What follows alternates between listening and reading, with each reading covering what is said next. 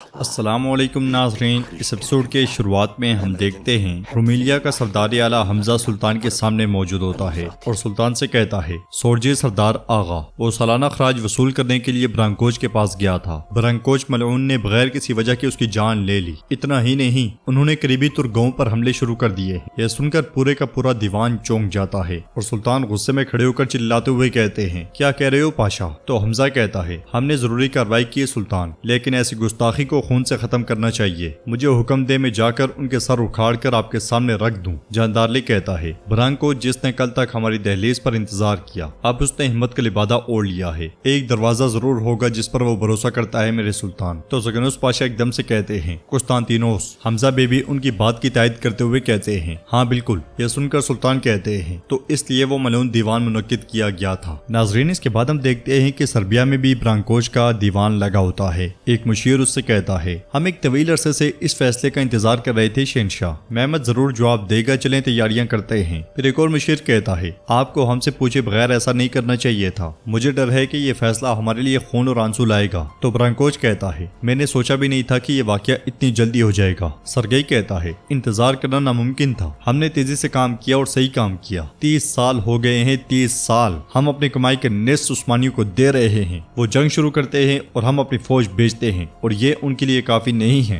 ہر سال ہم سینکڑوں سونے کے سکے ادا کرتے ہیں، محصولات ادا کرتے ہیں اور یہ بھی کافی نہیں ہے۔ وہ آتے ہیں اور وہ ہمارے بچوں کو ہم سے چھین لیتے ہیں۔ اس کے جواب میں دوسرے والا مشیر کہتا ہے انہیں وہاں نہ بھیج کر 10 سال کی عمر میں ہمارے بچے مر جاتے ہیں۔ سرگئی اس کے پاس آ کر کہتا ہے تو انہیں مرنے دو، وہاں قید میں رہنے کے بجائے مرنا بہتر ہے۔ دوستوں میں ہر اس شخص کے خلاف ہوں جو آرتھوڈوکس کو ختم کرنا چاہتا ہے۔ ابھی جو کوئی آیا صوفیہ میں اذان کی آواز سننا چاہتا ہے جائے اور محمد کے ساتھ مل کر لڑے۔ ادھر ادھرنی میں جاندارلی سلطان سے کہتا ہے میرے سلطان آئیے اس برانکوچ کمینے کو ایسے سزا دیں کہ اس کا دن رات میں اور اس کا خواب ڈراؤنے خواب میں بدل جائے۔ جو یہ کریں گے ہمارے تمام دشمنوں کے لیے مثال ہوگی۔ سلطان حمزہ بے سے کچھ کہنے ہی لگتے ہیں کہ وہاں پہ اسحاق پاشا پہنچ جاتا ہے۔ اسحاق پاشا کو اس طرح سے دیوان میں دیکھ کر بے چینی مزید بڑھ جاتی ہے اور اسحاق پاشا کہتا ہے کرمان اوغلوں نے محاصرے کے لیے آنے والے رضاکاروں کو قتل کر دیا۔ یہ سن کر جاندارلی غصے سے کہتا ہے ترکمانوں کے نام پر دبا ہیں، انہیں ترک کہنے میں شرم محسوس ہوتی ہے۔ کچھ دیر سوچنے کے بعد سلطان تخت کی جانب بڑھتے ہوئے کہتے ہیں نوترس بازنطین سے واپس کیوں آیا اب میں سمجھ گیا ہوں۔ برانکوچ کا مقصد بے نقاب ہو گیا ہے۔ یہ کہتے ساتھ ہی سلطان تخت پہ جا بیٹھتے ہیں اور زگنوس پاشا کہتے ہیں اب بس ہمیں حکم دے میرے سلطان۔ اس طرح کی غداری اور کوئی اس طرح کیسے کسی کی پیٹھ میں چھرا گھوم سکتا ہے؟ سلطان کہتے ہیں انہیں جو کہنا ہے ہمارے منہ پہ کہیں۔ تو جاندارلی کہتا ہے میرے سلطان ابراہیم پہ نہیں آئیں گے، وہ جانتے ہیں کہ اگر وہ آئے تو ان کے ساتھ کیا ہوگا۔ جواباً سلطان کہتے ہیں اگر وہ نہ آئے تو ہم ان کے پاس جائیں گے جاندارلی۔ زگنوس پاشا پوچھتے ہیں کیسے؟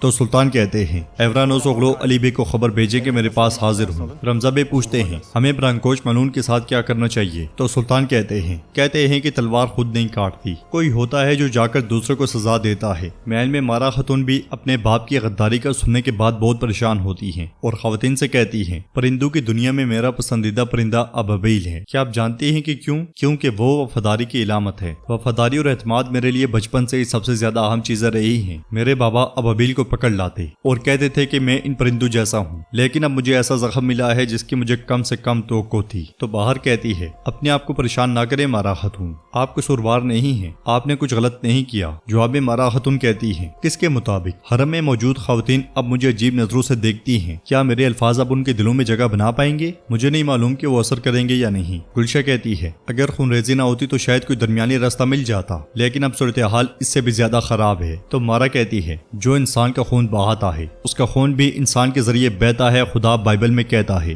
میں جب تک خون کو خون سے صاف نہ کروں یہ بوجھ میرے کندھوں پر رہے گا۔ قسطنطنیہ میں نوترس شہنشاہ سے کہتا ہے کرمان اوغلو نے اپنا وعدہ نبھایا جناب، اس نے ان رضاکاروں کو عثمانیوں میں شامل ہونے سے روک دیا۔ سربیوں نے بھی سب کچھ کیا سوائے اعلان جنگ کے۔ یہ سنتے ساتھ ہی شہنشاہ آگے بڑھ کر انگوٹھی نوترس کو دیتا ہے اور کہتا ہے اگر میں عقاب کا ایک سر ہوں تو دوسرا آپ ہیں نوترس، آپ نے ہمیں 2 اتحادی لا کر دیے اور عثمانیوں کے لیے 2 دشمن۔ جواباً نوترس کہتا ہے اگر ریزو اناج لے کر آ گیا تو یہ معاشرہ خواب ہی رہ جائے گا۔ محمد اب ہمیں ایک ایلچی بھیجے گا۔ ایلچی اس لیے بھیجے گا کیونکہ اس کے سامنے ہر روز ایک نیا دشمن نمودار ہوتا ہے۔ شہنشاہ کہتا ہے ہم اپنا ایلچی اس سے پہلے بھیجیں گے، ہمیں یہ موقع ضائع نہیں کرنا چاہیے، اور ہم احمد سے یہ بھی کہیں گے کہ ہم اورحان کو خیر سگالی کے طور پر اس کے حوالے کر دیں گے، اور ایلچی کے طور پر آپ وہاں جائیں گے۔ نوترس پریشان ہوتے ہوئے کہتا ہے ہمارے پاس درجنوں ایلچی ہیں، میں ہی کیوں؟ جواب میں شہنشاہ تخت پہ بیٹھتے ہوئے کہتا ہے اگر میں عقاب کا ایک سر ہوں تو دوسرا آپ ہیں نوترس، اب وقت آ گیا ہے کہ وہ کریں جو ضروری ہے۔ نوترس بھی انگوٹھی کو دیکھتے ہوئے کہتا ہے جو حکم شہنشاہ۔ ادرنی میں سلطان علی بے اور زگنوس پاشا کے پاس بیٹھے ہوتے ہیں اور علی بے سے پوچھتے ہیں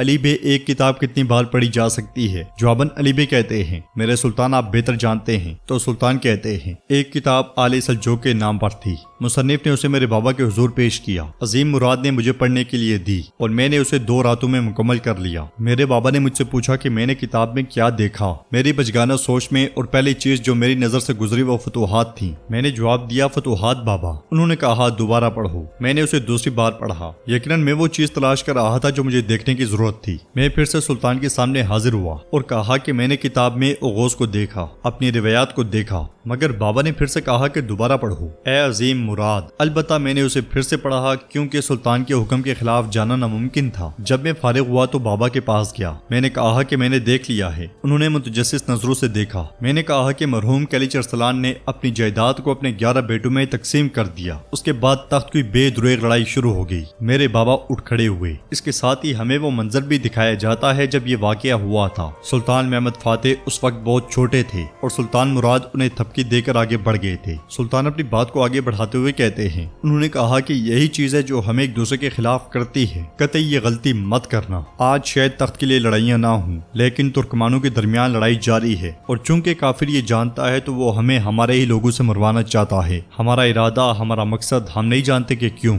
ہم فتح کہتے ہیں، وہ لڑائی کہتے ہیں، ہم ایک قدم آگے نہیں بڑھ سکتے۔ اب مختصراً علی بے میرا آپ کو یہ حکم ہے، کرمان اغلوں نے ان رضاکاروں کو مار دیا جو محاصرے میں مدد کرنے کے لیے آ رہے تھے۔ آپ میرے حکم سے وہاں جائیں گے اور غافلوں کو بلائیں گے، وہ اس غلط راستے سے ہٹ جائیں۔ علی بے پوچھتے ہیں اگر ہمارے بلانے کے بعد بھی وہ نہ آئے تو کیا ہوگا؟ تو سلطان کہتے ہیں سانپ کا سر خسرو پاشا، الگ رہنے کا عذاب، اور میں سلطان محمد خان ہوں۔ آپ پورے جہان کو پھر دکھاؤ گے کہ سلطان کی نافرمانی کا کیا انجام ہوتا ہے۔ ناظرین اس کے بعد ہم دیکھتے ہیں کہ قسطنطنیہ میں مصطفیٰ ایک خط لکھ رہا ہوتا ہے۔ اورحان دروازے پر پہنچ کر یہ سارا منظر دیکھنے لگ جاتا ہے۔ مصطفیٰ کی نظر جب اورحان پر پڑتی ہے تو وہ ہڑبڑا کے کھڑا ہو جاتا ہے اور خوف کے مارے کانپنے لگ جاتا ہے۔ ادرنی میں جاندارلی سلطان سے کہتا ہے میرے سلطان جو میں نے سنا ہے اس کے مطابق ریزو باسفورس سے گزرے گا، وہ بازنطینیوں کے لیے امداد لائے گا۔ مجھے حیرت ہے کہ کیا یہ سچائی ہے؟ مجھے اس کی فکر ہے۔ اگر یہ سچ ہے تو میری آپ سے درخواست ہے جو اس اناج جو ریزو کو تباہ کر دے میں وہ توپ چلانا چاہتا ہوں۔ مگر سلطان کہتے ہیں لالا ریزو کا سر لینا آپ کا حق ہے، میں جانتا ہوں، لیکن اس بار نہ ہی ریزو اور نہ ہی اناج کو چھوا جائے گا۔